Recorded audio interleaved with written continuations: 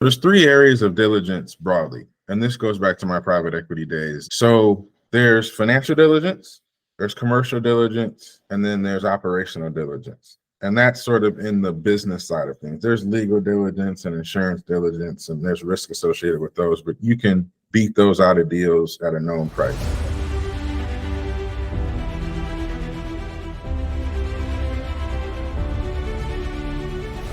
In America, under $2 million of EBITDA that's worth it, people would have high-fived you because that was the point of view. 2 million was a whole lot of money to me, but not to anyone else.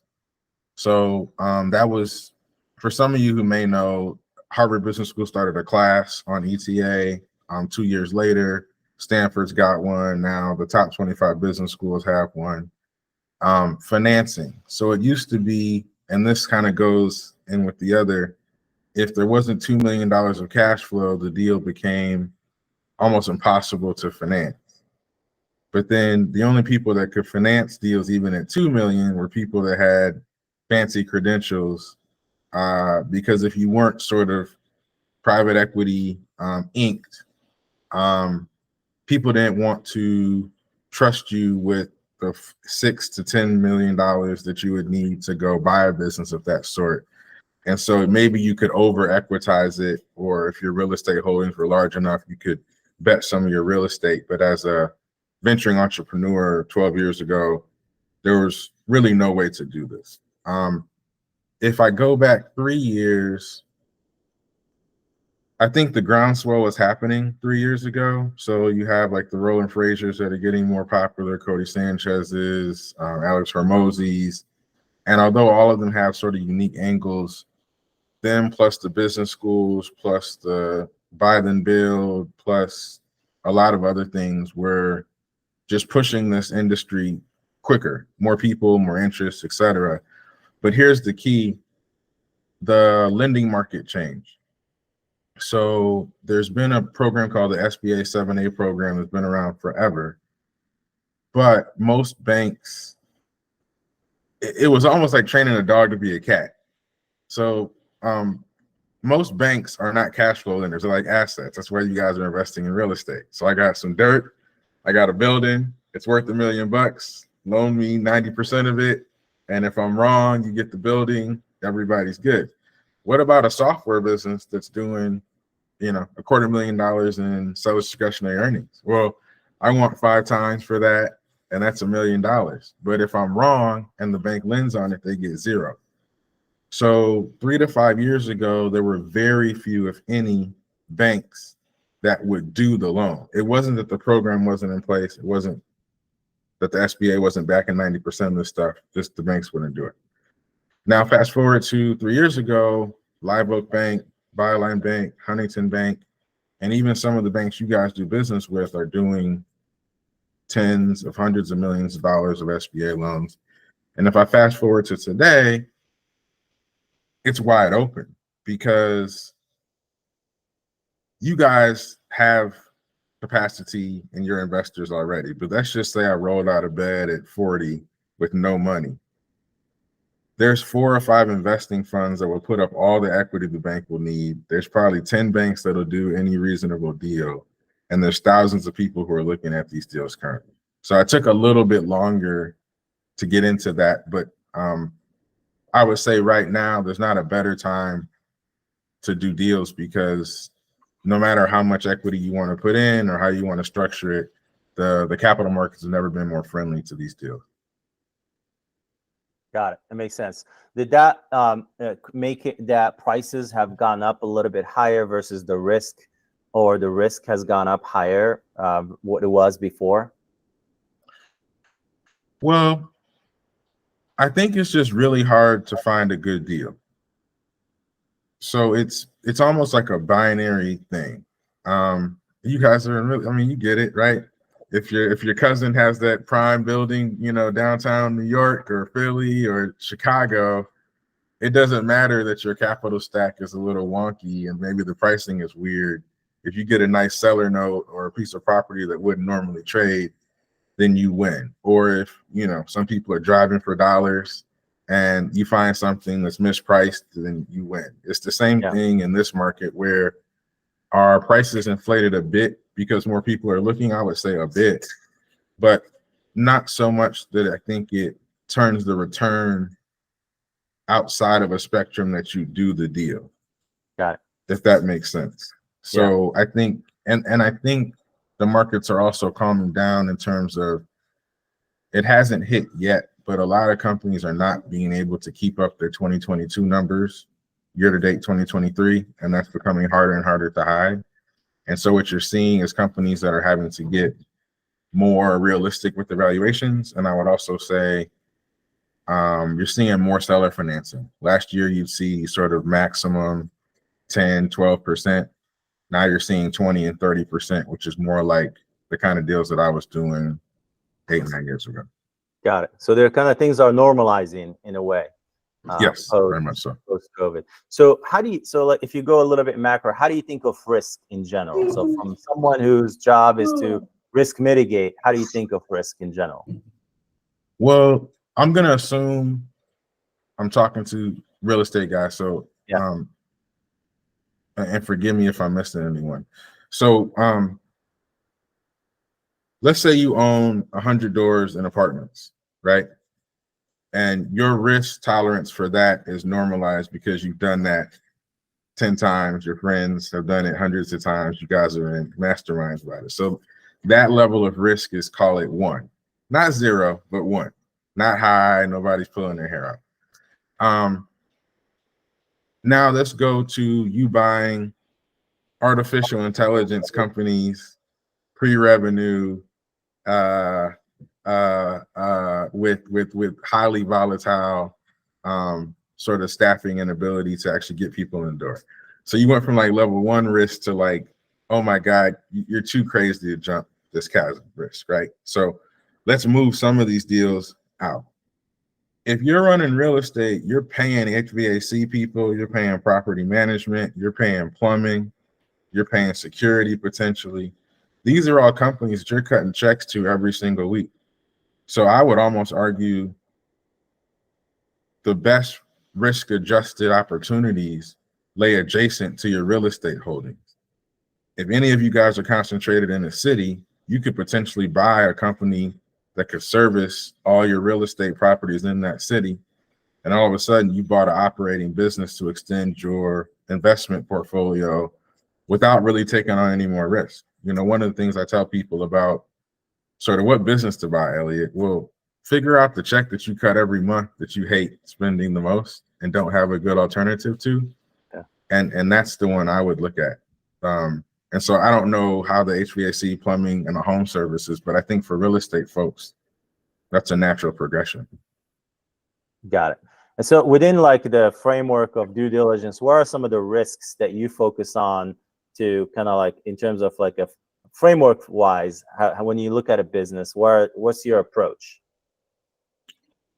Great question. So there's 3 areas of diligence broadly, and this goes back to my private equity days. And I think even if you're doing, you know, I was doing $100 million deals when I was on Wall Street, but the same holds true for a 10 or a $5 million deal. So there's financial diligence, there's commercial diligence, and then there's operational diligence. And that's sort of in the business side of things. There's legal diligence and insurance diligence, and there's risk associated with those, but you can beat those out of deals at a known price. The first is financial. Why? If the person says they're doing $1 million in EBITDA and it's $500,000, the seller's probably not going to sell at a multiple of $500,000. There's no deal, even if the operational and the commercial are either the best ever or the worst. So you have to start with financial to make sure that's solid. And I'll double click on financial in a second, Jay. Then there's commercial. Commercial, just think sales. Commercial is how does the company connect with the outside industry such that you can take advantage of the sales and the growth in that industry, or your business is hindered from doing so, right? So it's how sales, how's the industry, what's the industry outlook, all those kind of things that help you on a commercial side. How am I going to go to market? Then there's operational. Operationals inside the walls of the company. Who's the management team? How structured are they? How's accounting? the mission critical jobs that the business must do to deliver cash flow, how strongly are they set up to do that? So the framework for me is financial, commercial, and then operational. And then I would say the fourth area, and if you go to my website, I have a whole hub full of war stories. Can I use strong language, Jay? Or Go for it. Yeah, absolutely. Yes. It's just bullshit, right? Yes. Like, it's people trying to run a play, people trying to get over on you, people that have spent 30 years in their business and they need $5 million to go to their vacation home and Telluride, and they're saying, hey, I wonder if Curtis or Adam or Darren or Jay is going to be the sucker that's going to pay me $5 million for $1 million asset. Yeah. And I call them war stories. I'm probably going to rebrand them as red flags. I think it resonates better. End of the day, it's just wonky stuff. Like a lot of people will try to play games in between cash and accrual accounting. A lot of people will play games with inventory. A lot of people, since valuation is a function of cash flow, they'll do things like, okay, well, Jay, let's say this is a real story. So a management team was sticking with a company that was for sale. The owner was a serial entrepreneur that had been doing different companies, probably 3 already. This was his 4th. He was going on to his 5th. Well, the good news was the management team was sticking around. So my client was so happy about that. Cash flow was solid. We're good to go. But after I finished financial diligence, I realized these were like 15-year digital marketing experts that were taking $60,000 of salary from the company. That's not market. You couldn't replace those people for $60K a piece. Those were $150,000 jobs. So on day one, if those guys quit, you were going to have $300,000-$400,000 of new costs in the business, which you should not have paid a multiple on those dollars. Not to mention, you guys are owners. If you're working with the serial entrepreneur 3 times, he sells, you have no equity in this thing, but you're probably going to be able to get some equity in his next thing. How long before you just go to his next thing where you have some equity instead of working for some dope that you haven't known for 15 years? So structurally, the concept of this management team didn't make sense. Or I can tell another story of someone who saw that their revenue and cash flows are falling off ahead of going to market to sell. So they made an acquisition they call strategic and necessary and all this kind of crap. It really was to hide the fact that the core business that had been around the whole time, that had the history that people wanted to see and was in the industry people liked, was having a hard time selling. So they bought this new one that had like short-term growth, like think like Vine or one of these social media apps that had a great 6-month run. You know what I mean? And so when you look the two of them together, it looked like steady growth. But really, you wouldn't have bought either one. One, the growth wasn't sustainable, right? But it was the only one growing. The other one was deteriorating and wasn't sustainable on its own. So people play a lot of games like that. I put that all under the umbrella of bullshit. Yep. So how do you capture those things? How do you, obviously you go through the financials, you're going to hear the story. How are you going to try to look for inconsistencies in the storyline? But sometimes you have this compressed period where you have to like do due diligence and get stuff done. And then, you're kind of battling, maybe you're talking directly to the seller, maybe you're going through brokers. How do you navigate that? How do you set it up front in the first conversation with the seller that you're gonna go deep and you're gonna, do this stuff? Because I think, and I heard you talk about this before, where your negotiation is essentially very critical up front and how you prep the seller to go through this exercise, whether he has a broker or not. Sure. So let's talk about a broker deal and a non-broker deal. In a broker deal, a seller has gone to an agent, someone to a real estate agent, but that person has prepped them on what to expect, has put together some materials for the business to go to sale, has sent the information to their lists. And so when you send them a letter of intent, with, hey, I need 90 days to close the deal. I need 45 days of due diligence. I need access to all your files. They're already used to it. Now, maybe the broker didn't give them 100% of how challenging it can be. Maybe they give them 80, but you're sort of in the ballpark.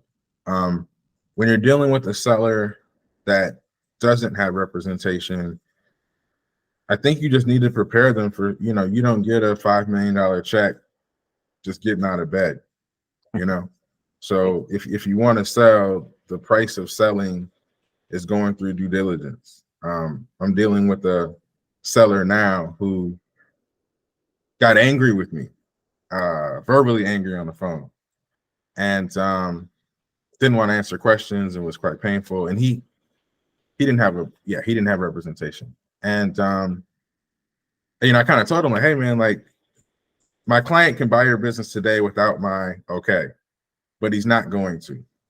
I have work that I do, and I've been doing this for 15 years. I'm going to do it. And on the other side of my work is your $5 million check.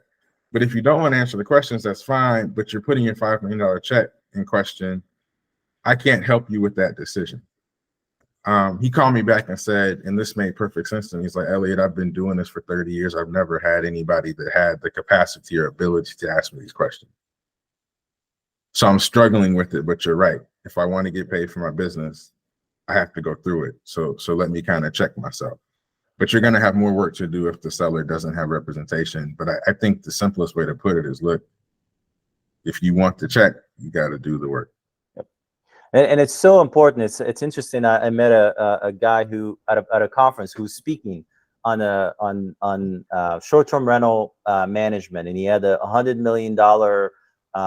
It was like a 10 million EBITDA company, and he had, right. He was telling me, like, my conversation was around small business acquisition, and he was saying, oh yeah, I went through this process, a few months ago, and it just didn't go through, didn't go well. And I asked him, like, well, why didn't sell? That was like last year was a great time to sell. And right. He said, well, they were like giving me a hard time, and I, even though I prepared my business, they were asking me too many questions. And I said, what questions? And said, well, my kids' salaries and my cars, and I'm like, dude, you got a 10 million EBITDA company. What are you talking? You're gonna get paid. You're gonna get a big check. What are you messing? And he was still offended. That was the surprise in my head. Was I look at his face and you could tell he was offended by it, which he should know better. That you should know better. So it was interesting. And it's also and it's expensive to make these choices, right? So it's Jay, 5 minutes ago you asked me to talk about risk. Yeah. Right. And it's very hard to do that in absolute space, right? Because I'm looking at 7 people's faces, and I'm sure you guys interpret risk differently.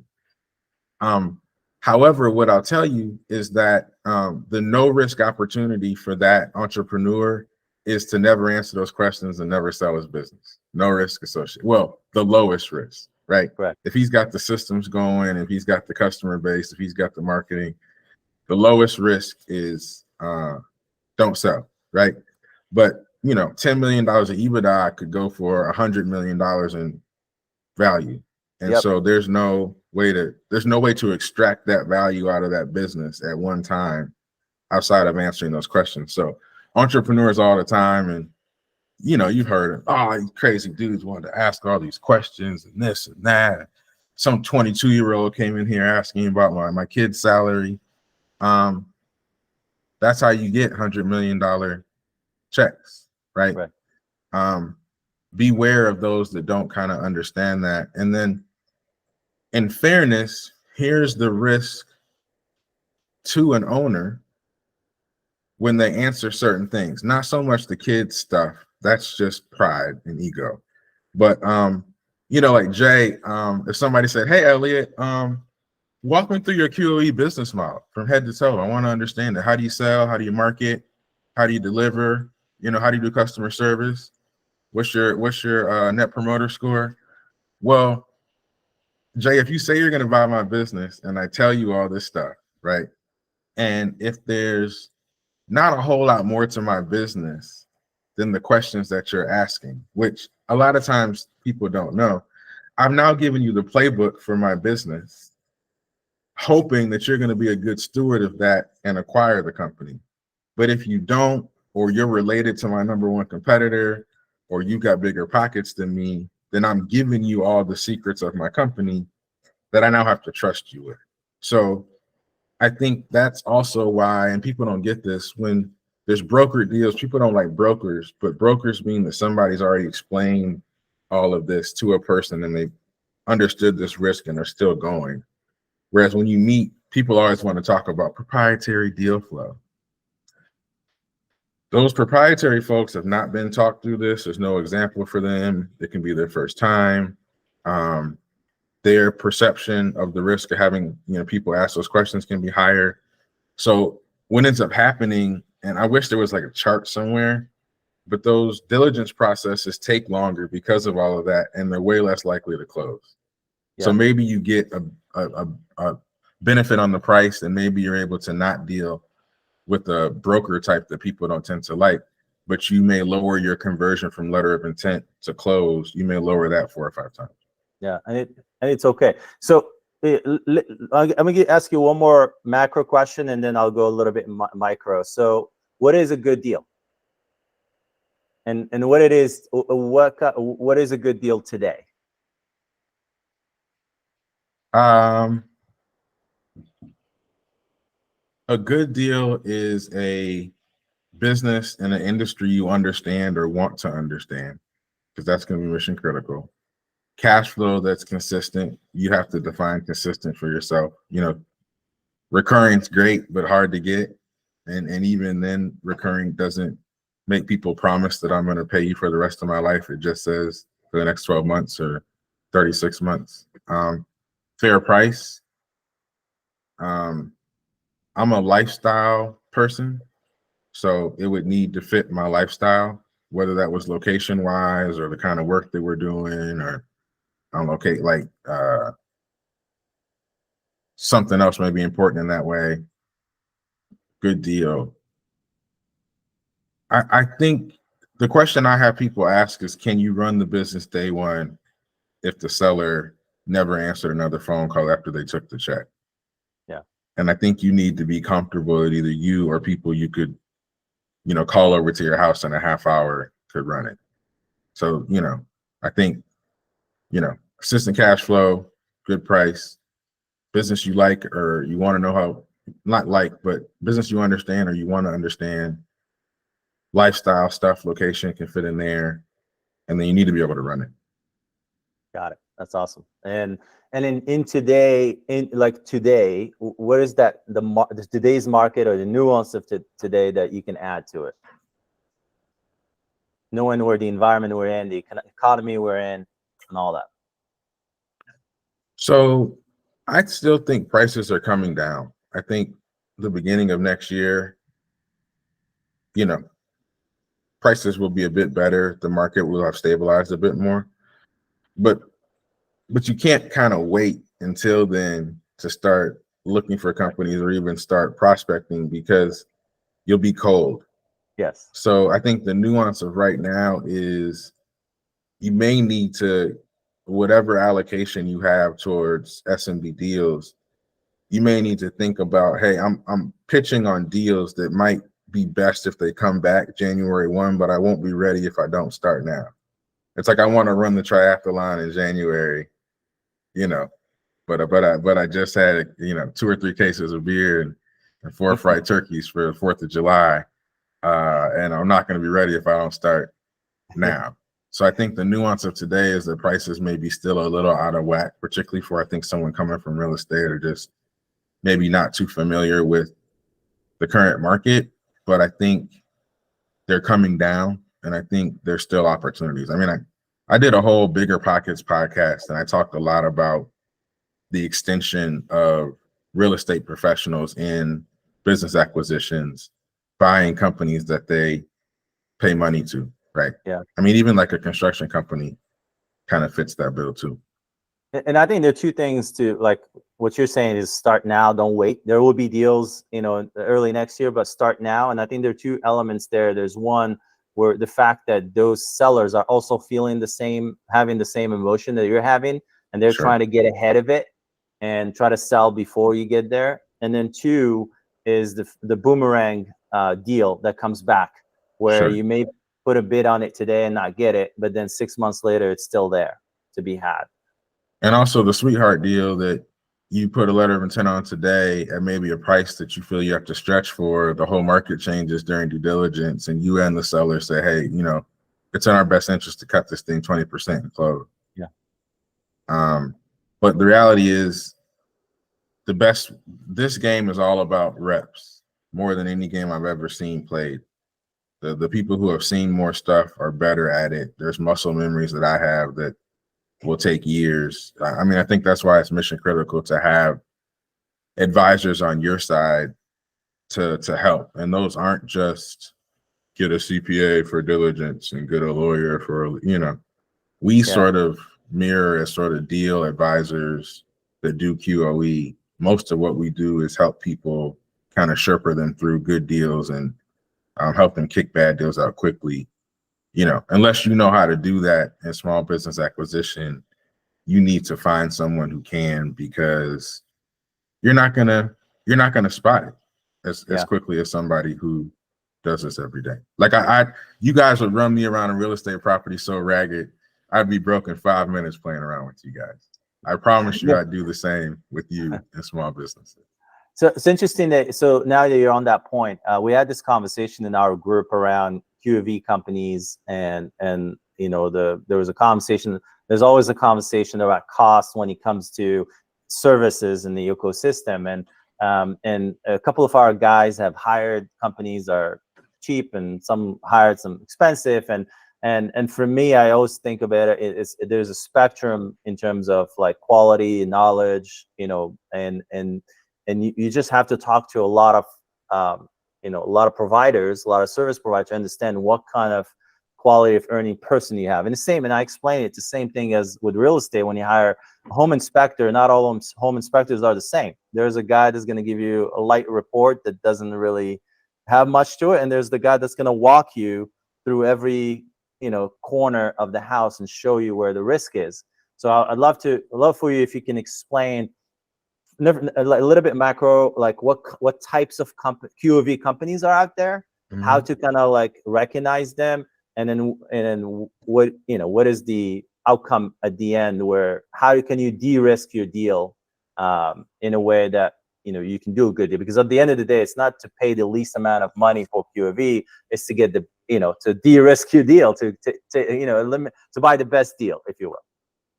Yeah, you know, there's a graveyard of people that bragged about how cheap their QOE was and went broke, right? And they're not on Twitter and LinkedIn shouting about their mistakes. I actually just did a presentation. I'm going to share my screen, Jay, because I have a slide about that exact topic. Go ahead. Oh gosh, did I not pull that presentation up? Hold on, where is that presentation? Oh, I did the PDF. All right.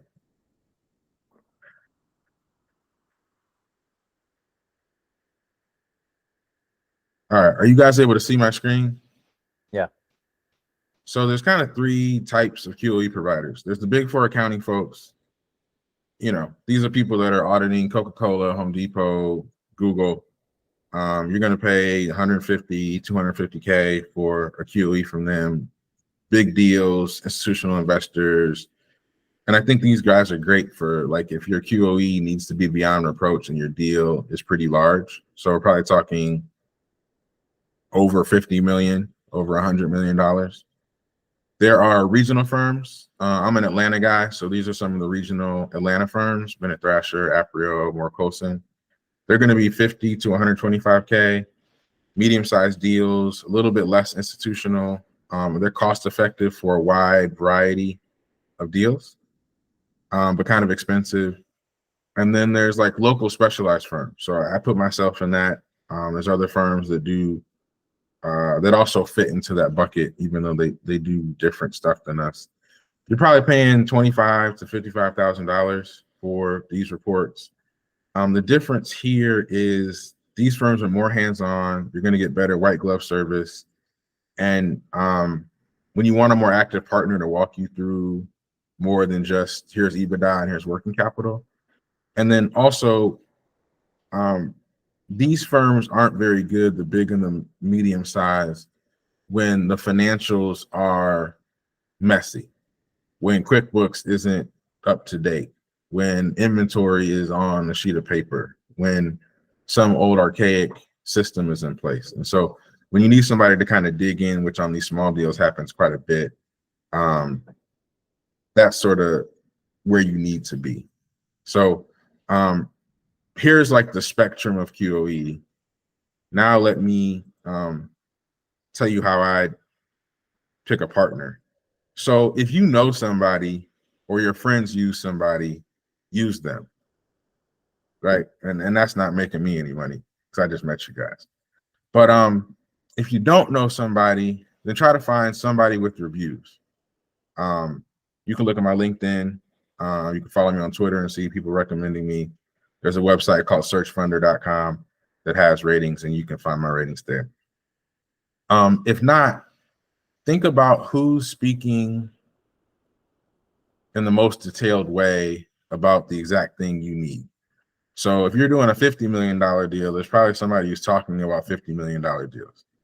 But if you're doing, a $3 million deal, a $2 million deal, a $5 million deal, I'm one of the few people out there that's talking about deals that size. That's where we specialize. That's where I've been for 15 years. And we're not the cheapest. And I don't discount my price, but I think we're the best. And I think we're the best because we are the Sherpa to help people into good deals, walk them through how to get into it and how to kick them out of bad deals. And I think for most newcomers to the small and medium business acquisition space, when there's $2 million, $4 million personal guarantees at risk, where if you hear a story about somebody who's gone sideways with a bank on one of these deals, you'll read about 5 years of basically working for the bank. Yeah. Which is not what you signed up for. And then unfortunately, I've seen the competitors' products. I've seen people take QuickBooks, restate it, put 3 pages of stuff in there, call it a QOE, and sell it for 20 grand and not do the work. I've also seen, and this may be one of the bigger challenges for this audience. I'm a Harvard guy. I don't think I've used one big word since I've been on this thing. Now somebody call me out if I use pontificating or exacerbation or something. Most times you're going to pay for a report that you don't even know how to read. I don't think half the people read the reports that I send. What they know is when we talk through them, that I'm going to highlight the risks. And if there was something major, I would have called them already. And that I'm explaining this accounting analysis in layman's terms. Not that people aren't brilliant and probably know a bit more finance than my layman terms assumes. It's just that I'm not talking over anybody's head so they will understand the stuff. And when you're dealing with revenue fluctuations, cost fluctuations, we just had huge supply chain issues globally. When you're talking about multiples that are wonky, management teams, and all these things that you don't understand. If you get just the quality of earnings as opposed to, I think we provide a more diligence oriented, a more broad solution, you're going to get a report. It's going to say 2 things. It's going to say EBITDA and working capital. Go have fun, Jay. You figure it out from there, buddy. Well, hold on. What about what's driving this? What's driving that? Ask an accountant what's driving a number on a P&L. Yeah. And I'm going to sit there with a beer and laugh because they don't know. Yeah.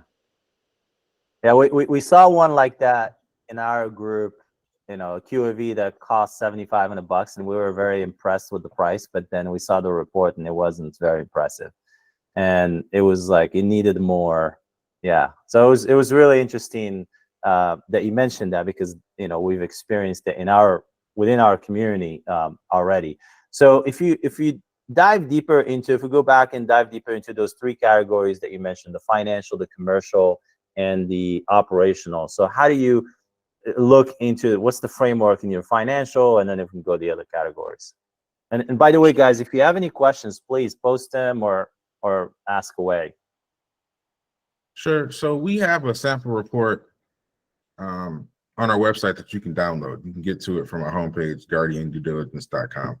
If you haven't seen one and you're interested, even though it may put you to sleep, you should still see it.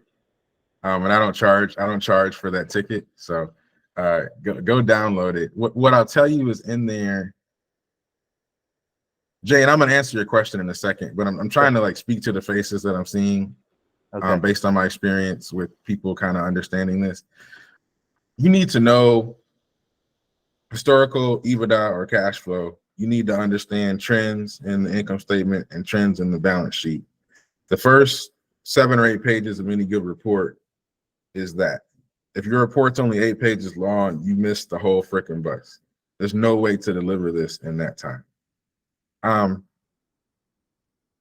QuickBooks. I've manipulated QuickBooks for clients, not maliciously, but I was chief financial officer for a friend of mine's business, and she had stuff on her balance sheet that was really legacy of her dad 28 years ago. So I had to adjust that stuff out to go get debt from a bank.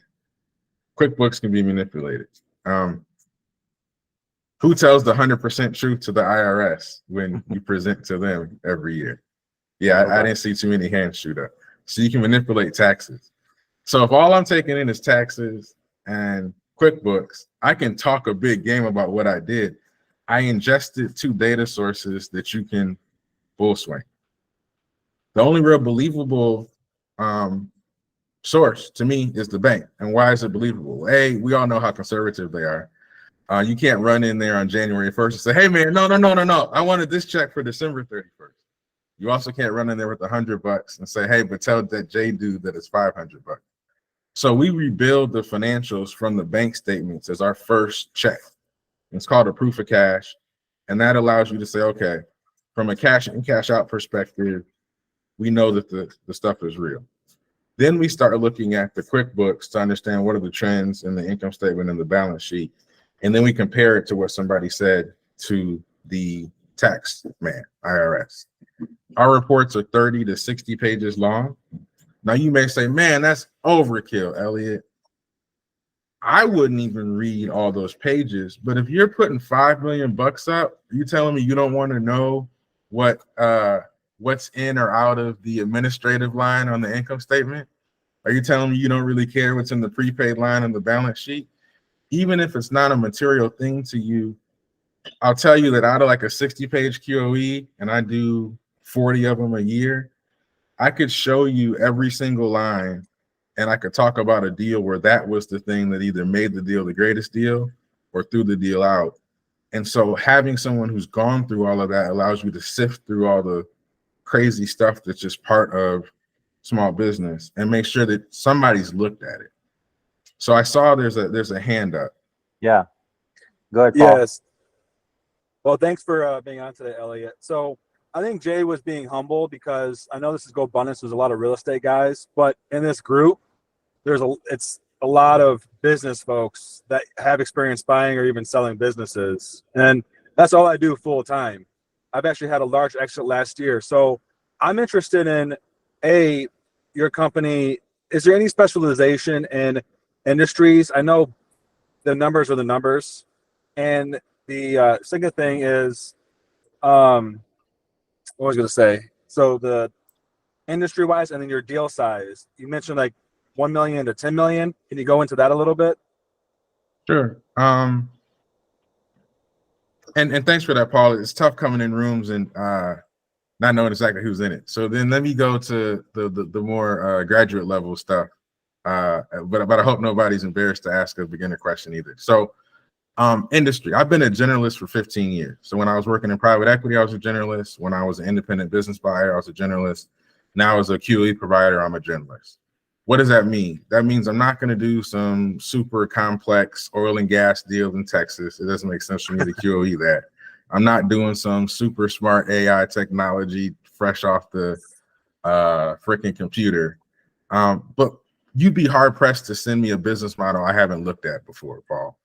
So for us, your actual second question is really probably more pertinent for us. Size. So our average deal size is probably around $5 million now. 2 years ago, it was smaller, it was around $2 million. And I think it's just as we've gotten better, smarter buyers have come with bigger deals. And so I think we do deals from 1 million to $30 million is probably like our 80 or 90% range.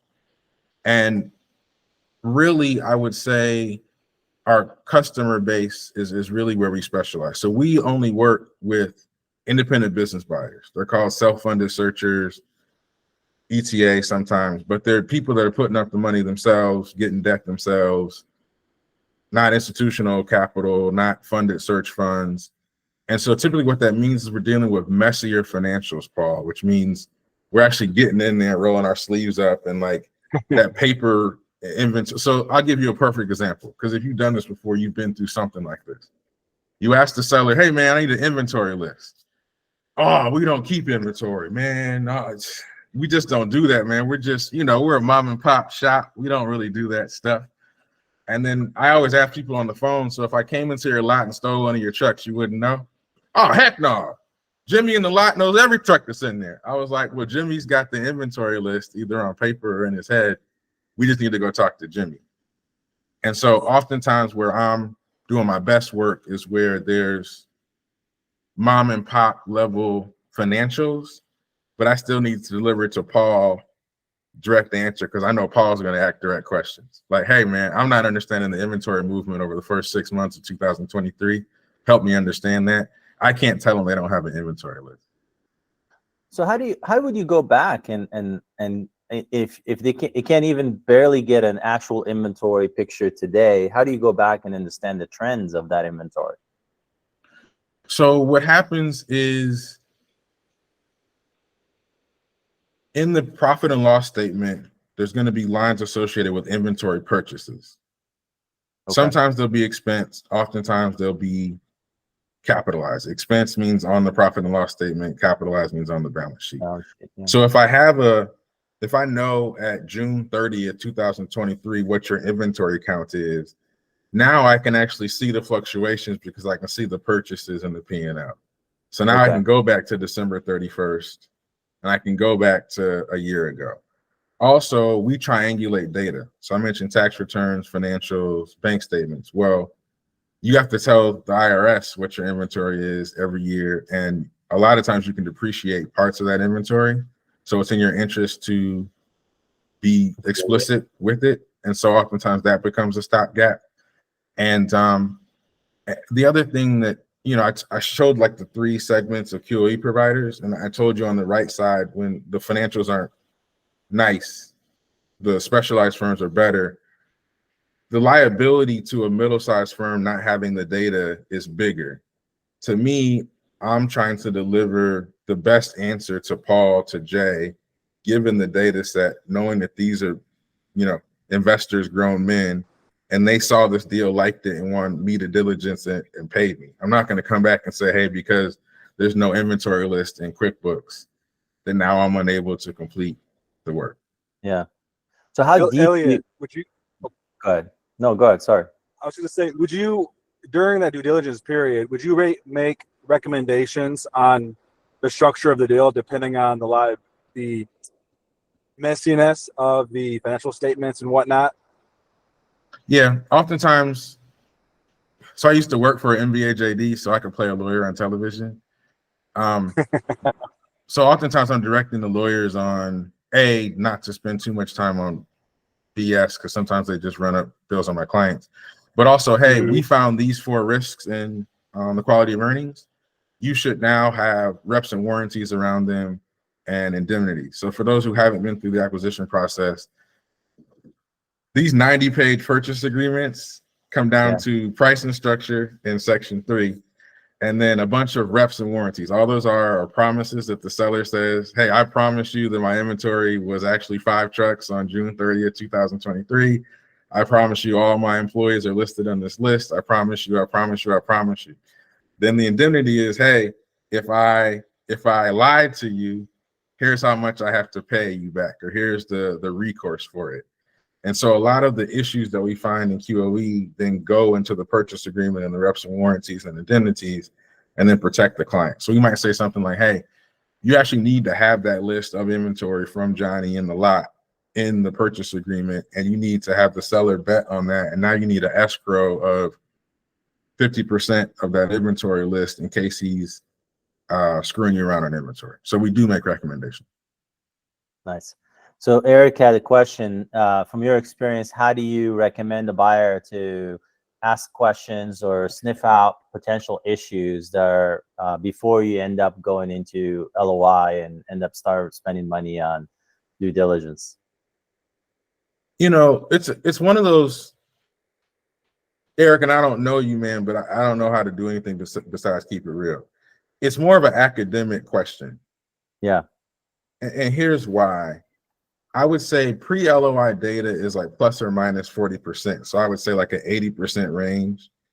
So when I see somebody that says $10 million in revenue, $1 million in a memo from a broker, I'm thinking it's probably somewhere between like 4 million and $14 million and somewhere between 600,000 and $1.5 million of EBITDA.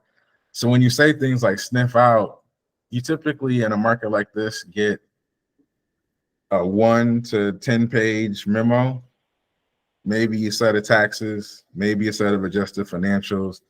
And if you're lucky, 1.5 hour call with the sellers. Yeah. I think what you're instead trying to do is, how do I properly assess the validity of the data that I'm getting? And I would at least do plus or minus 20%, if not my plus or minus 40%. And then really, how do I quickly post LOI get the data necessary to verify the things that matter the most? Yeah. So there's a, Jay, can I share stuff from my Yeah, website with this Yeah, audience? please. Yeah, please. Yeah. So I have a post LOI page on my website. And one of the articles is how to manage a go, no-go deal process. So Eric, to your question, I would answer it differently and put this into chat.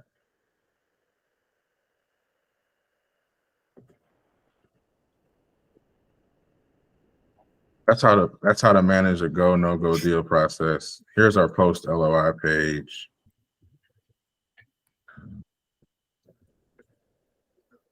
And here's where you can get the quality of earnings report.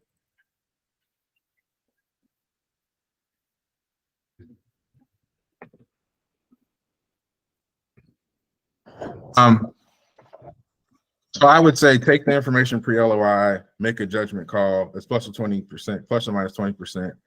State your assumptions in the letter of intent. So I have a sample letter of intent on my website too. It's under downloads. You guys can get there. And it always states the revenue and the EBITDA and the working capital that I made my evaluation based on. That way, if those things fluctuate, somebody should know that the purchase price will fluctuate in that same way. You don't really get enough data to sniff stuff out until post LOI, because I'm not giving you squat on my business until you send me a letter of intent and I think you can actually fulfill the numbers. So that's when you get the taxes going back 3 years, the bank statements, the financials.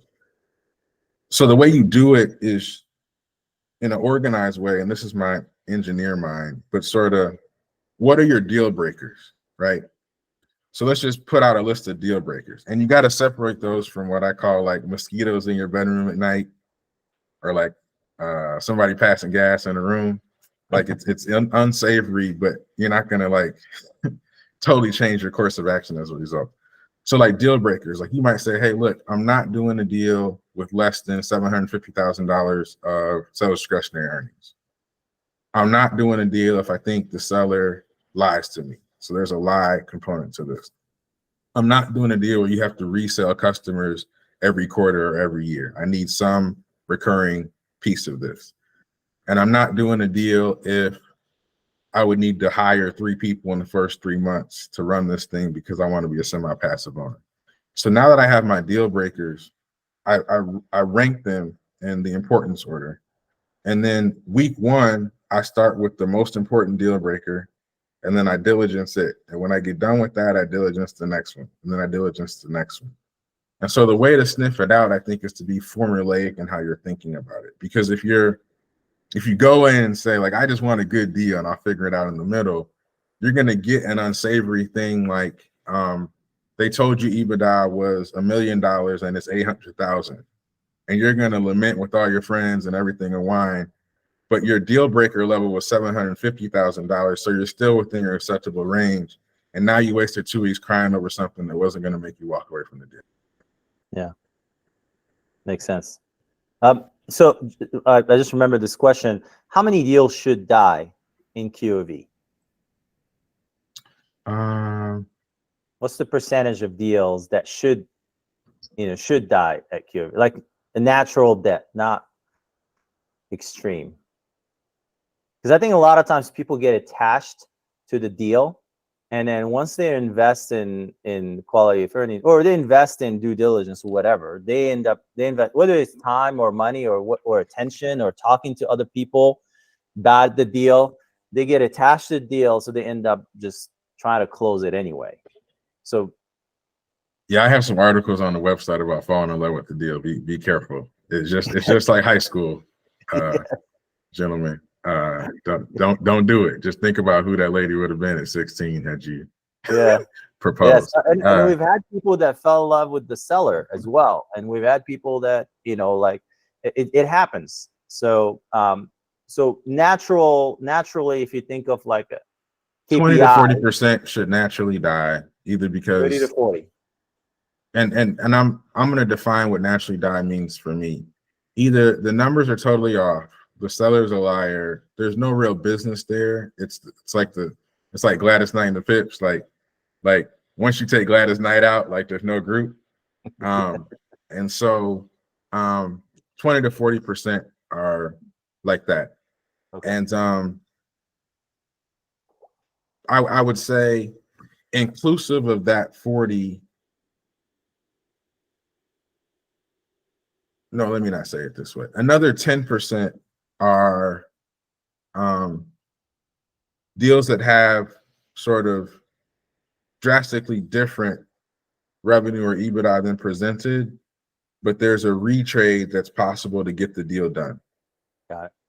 And then I'd say about 50% or so are probably within 10% of EBITDA, which means about 10% of value from day one to day close. But I still think that even the ones that they said $1 million, it's $1 million on the dot. As a buyer, you still need to know all the stuff that's in the QOE. You don't want any surprises. Yeah. So Adam asked a good question.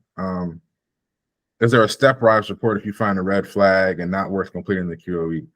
So I just told you that I think the recommended process is each week you go after the biggest deal breaker, and you don't close until you've assessed whether all your deal breakers are true or false. It's the same way we go about our report. So it's a 4-week process from when we get the data. Each week we're evaluating whether we should go forward or not. And then my promise to all my clients is if I find something wonky, I'm going to call you, even if it's 9 o'clock at night and I don't have the full story, because you may be flying to go see the seller tomorrow. You may be cutting a check for a lawyer tomorrow. You may be taking your wife to the company. And so I know the urgency of data in this deal process because I've sat in my client seat. So we do have a stepwise report. We don't have like 10 different sections that you can pay for separately. You guys are all business owners.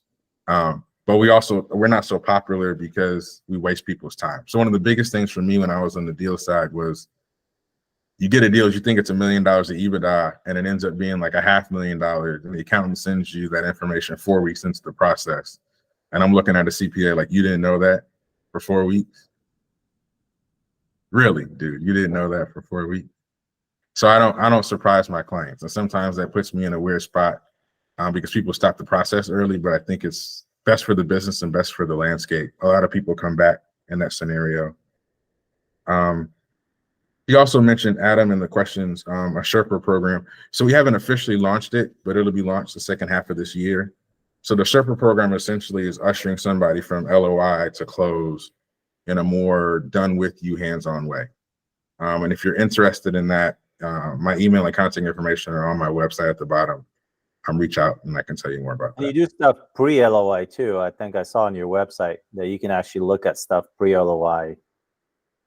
Yeah. So I've really tried to design this to be as helpful as is reasonable without engaging with too many folks that aren't serious. And you're all business owners, so you get that. So my pre-LOI program is set up this way on purpose. So it's a $2,500 investment, and what you get is 10 hours of my time to work on any sort of pre-LOI deal situation. So I've worked with people on deal evaluation matrices. I've worked with them on negotiating letters of intent. I've worked with them on writing them. I've worked with doing sort of upfront financial models. I've worked with, hey, Elliot, I'm looking at these 8 deals. Which are the best ones? I've worked with, hey, I'm thinking about moving halfway across the country. Talk to me about it. I've been a therapist probably a couple of times, but it's a $2,500 investment to get 10 hours of that time. And then what's nice is for anyone who converts to a quality of earnings client, it's actually free for you because I take that money off the quality of earnings.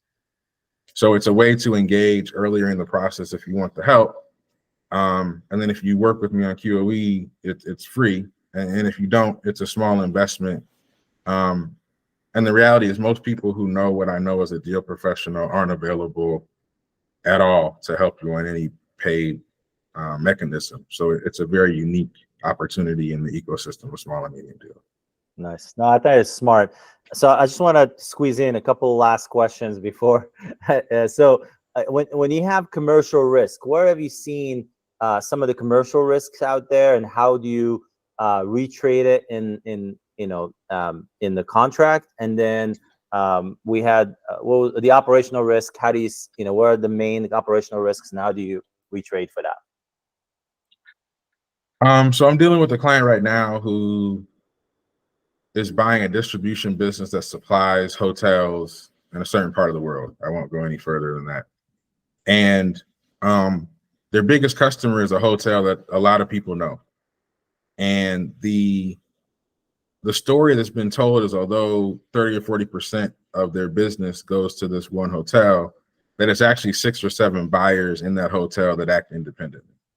Now, Jay, I don't believe it either, but you asked about commercial risk. This is commercial risk because if that property changes managers, if that property gets hit by a hurricane, if one of those 6 people ends up not liking the business, they all eat lunch together. And so let's say that you thought it was 6 customers and you got comfortable with that revenue disbursement, and now you realize that's 1 and you're not. You would need to just retrade. And I'm going to actually write a Twitter post about retrading this week. But essentially what you have to do is sort of say, hey, look, if what you said was actually true, I would have paid you what I said I was going to pay you. It's not. And so now I have a concentration risk. The best way to handle concentration risk in my mind is a bigger seller note.